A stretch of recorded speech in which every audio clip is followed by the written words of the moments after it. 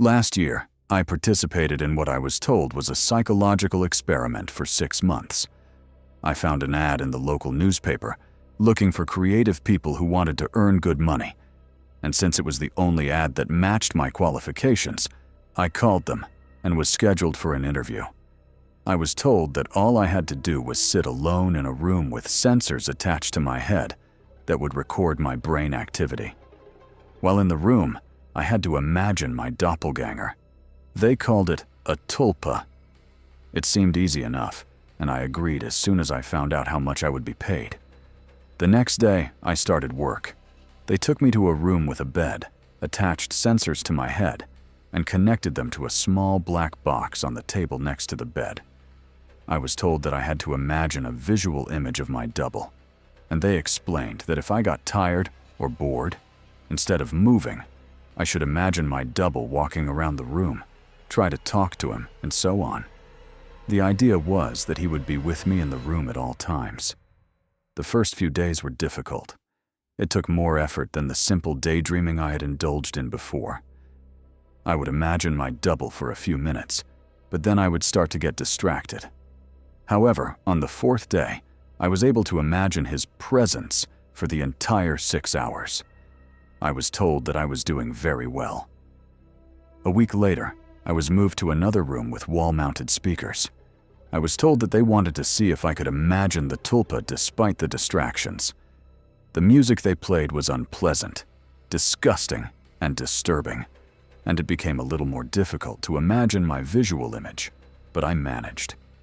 The following week, they played even more disturbing music with violins, the background of which sounded like an old modem dialing a number, and a guttural voice spoke in some foreign language. I just laughed at it. By that time, I was already a pro. After about a month, I started to get bored. To entertain myself, I started talking to my doppelganger.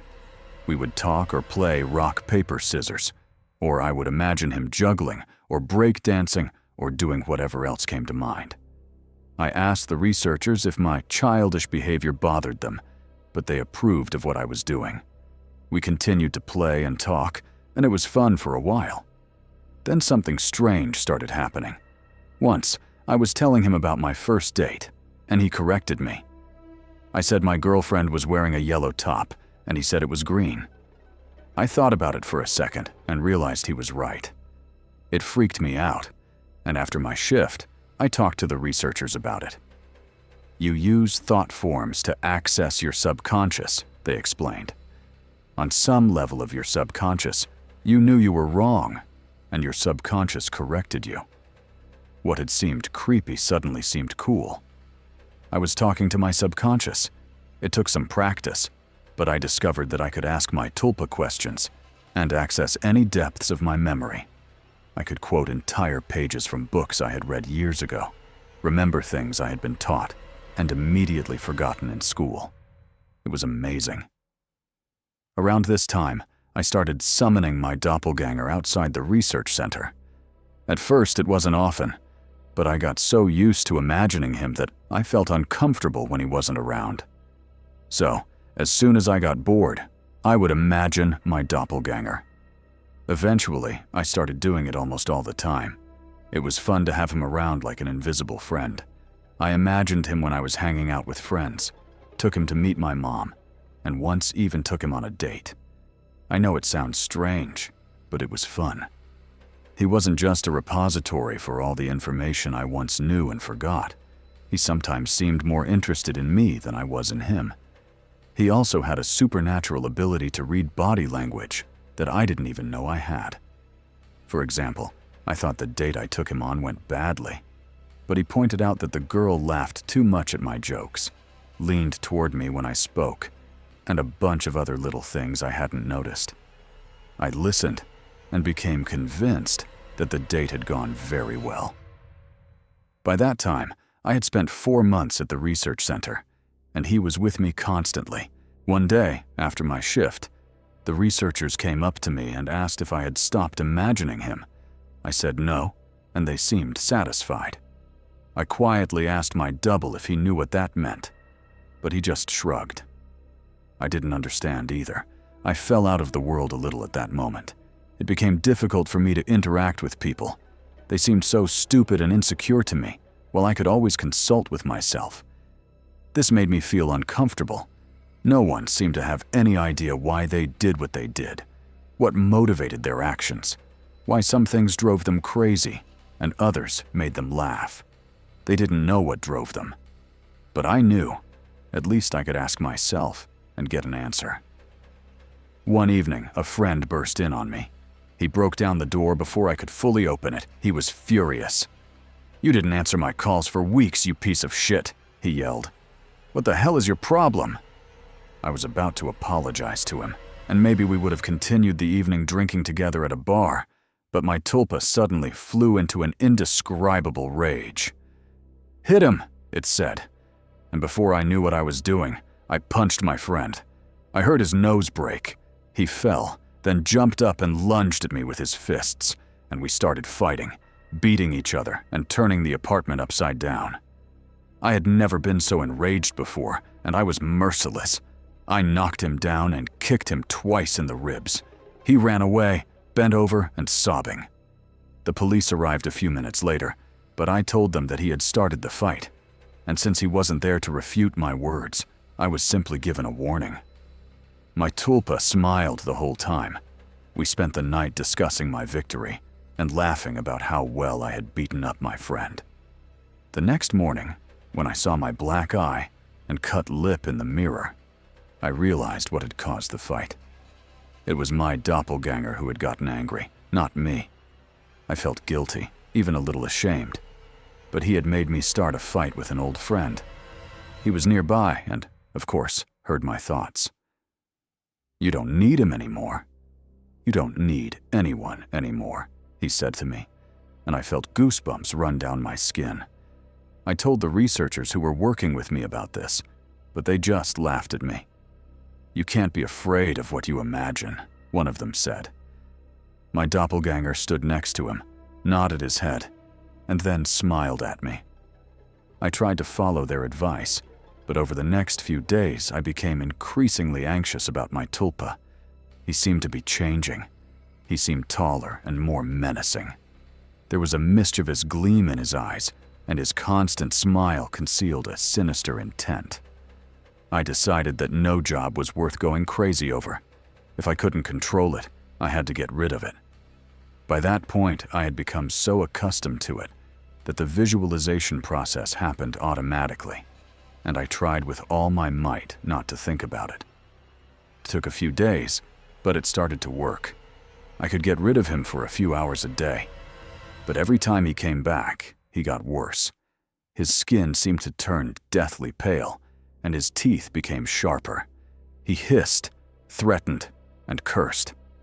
The disturbing music I had been listening to for months now accompanied him everywhere. Even at home, when I relaxed and let myself forget, not concentrating on not seeing him, he would appear, and that awful music with him. I continued to visit the research center and spend 6 hours there. I needed money, and I assumed that I was unaware that I was no longer representing my tulpa. I was wrong.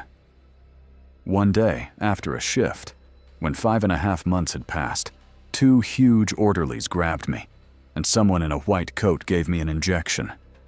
I woke up again in a room, tied to a bed, loud music blaring, and my doppelganger standing over me, grinning.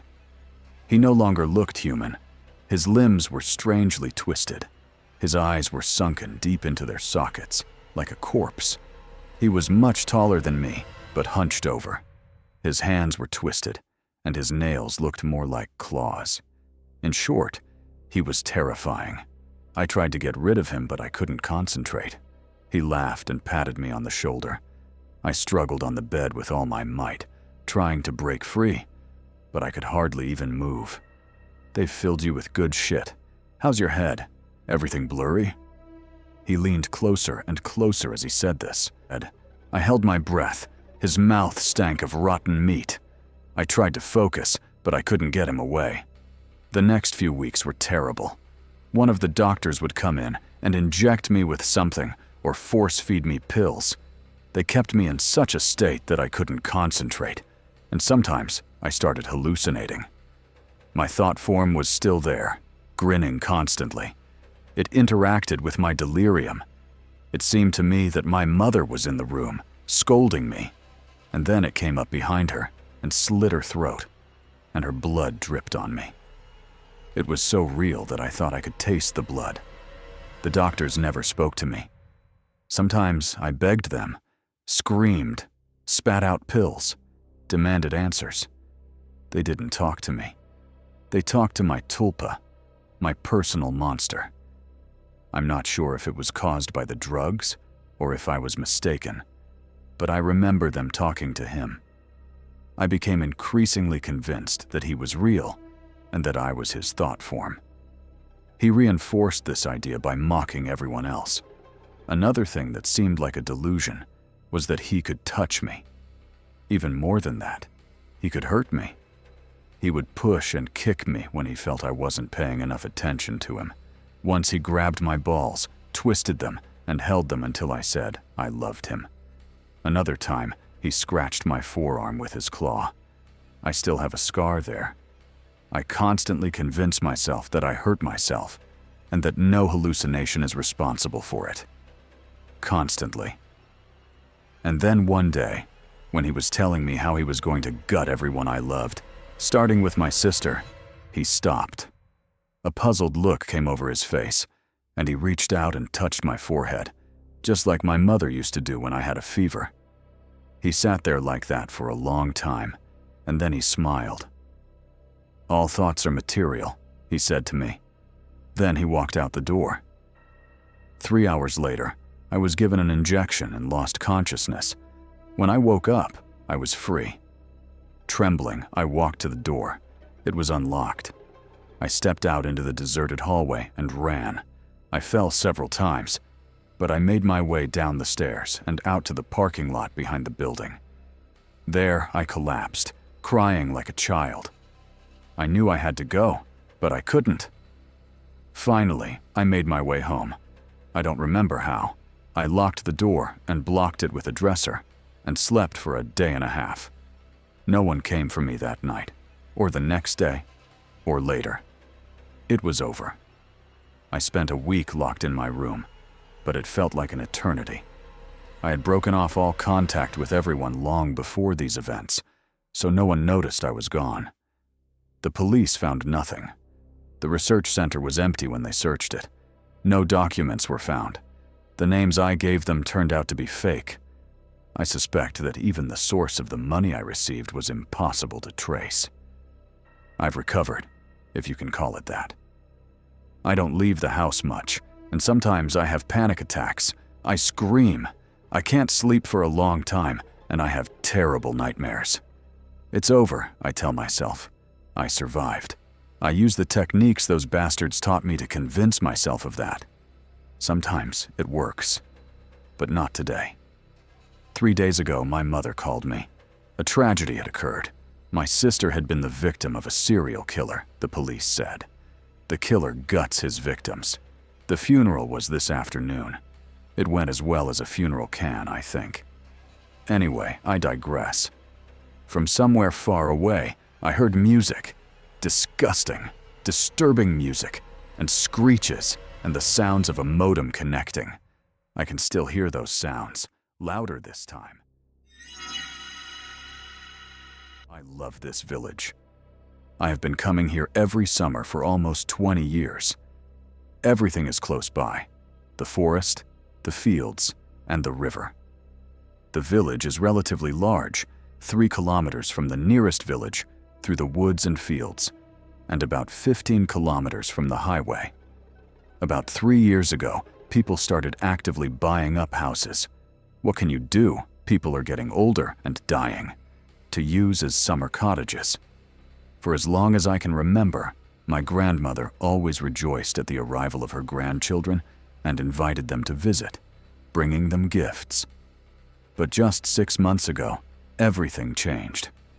In early January, my grandmother started calling us and asking us to take her in, saying that she was old and it was hard to live alone. my grandfather died 2 years ago, and that the sooner the better.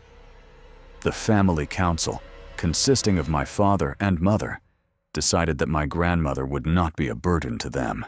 She was kind and a good housekeeper. I live in a separate rented apartment, and my parents have 3 rooms. There is enough space for everyone. When my father went to pick up my grandmother, it turned out that he was too late. My grandmother had died. I will spare you the details of the difficulties of the funeral during the New Year holidays, but I will just say that my dad has become somewhat withdrawn since then. In early May of this year, I started asking my parents about the village. Should we go this year or not?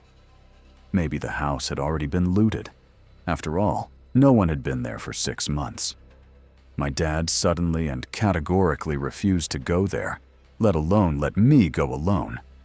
He didn't want to explain why. I decided not to say anything to my parents and go to the village with my best friend. I visit my mom and dad every couple of weeks, so they wouldn't even notice I was gone, and I could call them from there. We took drinks, snacks, meat for kebabs, and plenty of money.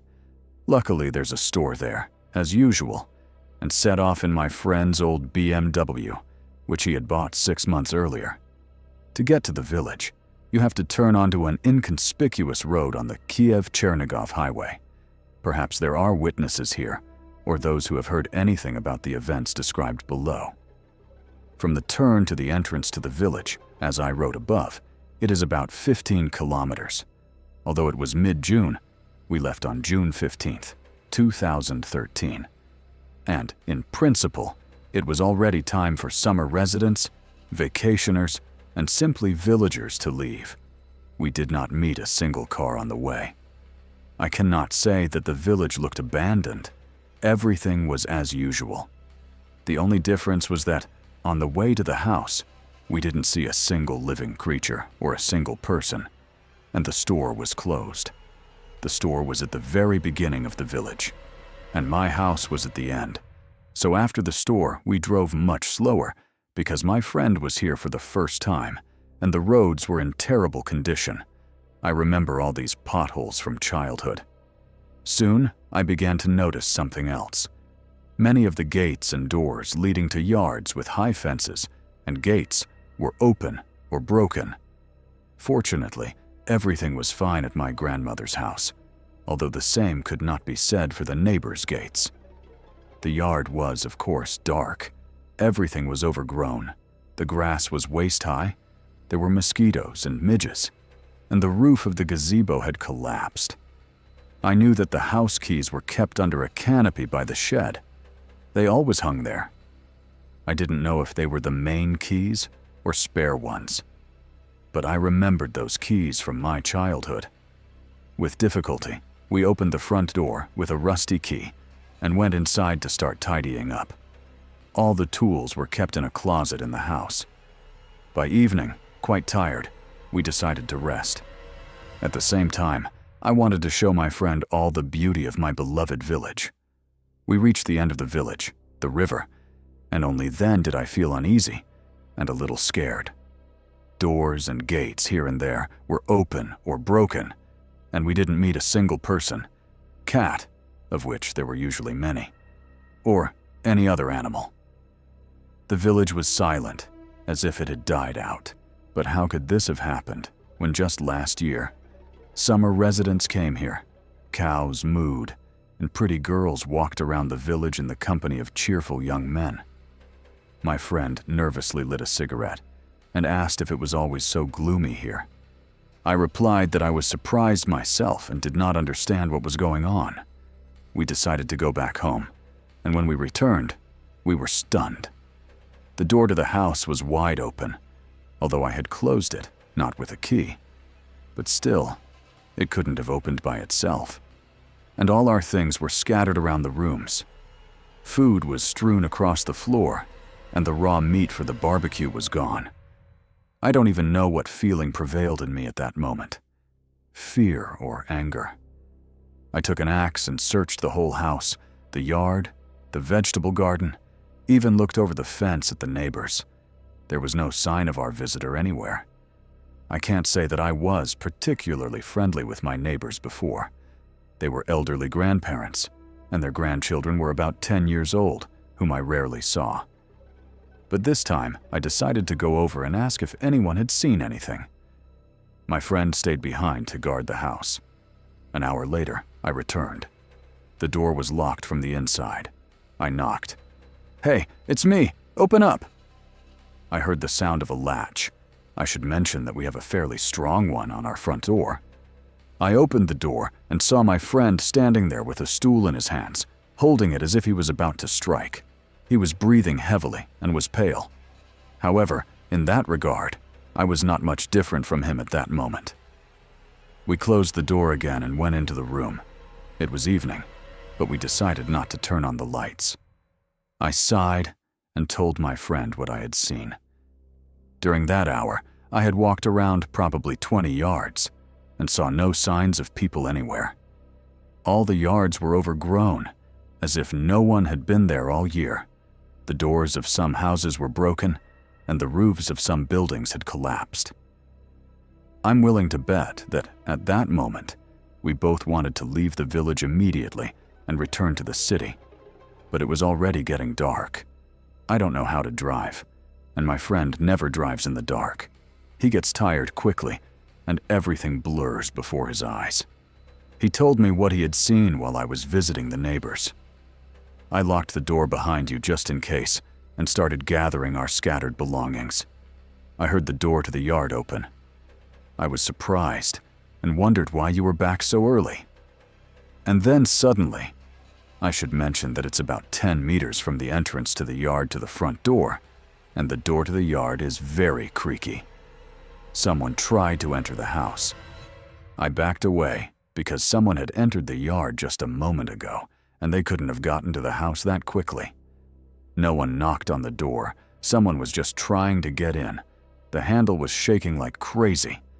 I grabbed a stool, but then I heard the door creak again, and then it was quiet. Half an hour later, you showed up. "So, you stood in the hallway with a stool for half an hour?" My friend just nodded. Then we heard a loud knock on the window at the end of the house, in my bedroom. My friend and I just looked at each other. Neither of us dared to go and check what was going on. An hour passed. It was getting dark outside. We sat in silence, afraid to move. Nothing had happened since that knock. We just sat there silently, listening to each other's heavy breathing. We didn't talk. It's hard to say what my friend was thinking, but personally, I could only think about how quickly morning would come so we could leave. I wanted morning to come quickly, dawn to come quickly, to leave quickly, and never come back. Suddenly, a car alarm went off. My friend's car was parked near the yard, but there were no trees that could have accidentally fallen on it. As soon as the alarm stopped, it started again, as if someone was standing next to the car, waiting for the owner to come out. This went on for about half an hour. The sound was incredibly annoying, and I wanted to go out and turn off the alarm, as well as give whoever turned it on a good earful. But something told me that we would be the ones getting our ears boxed. We were sitting in the main room. From there, 3 doors led to different parts of the house, one to the exit, another to the bedrooms, and the third to the storage room, near the table by the window. And then we heard footsteps outside the window. Someone was walking under the windows, trying to be quiet, but the crunch of dry branches gave them away. I must have washed my face right after that, even though it was cool in the house. It was an old house, after all, and it hadn't been heated for 6 months. To my surprise, there was no cell phone reception here, although I had never had any problems with it before. It was only 10:22 p.m.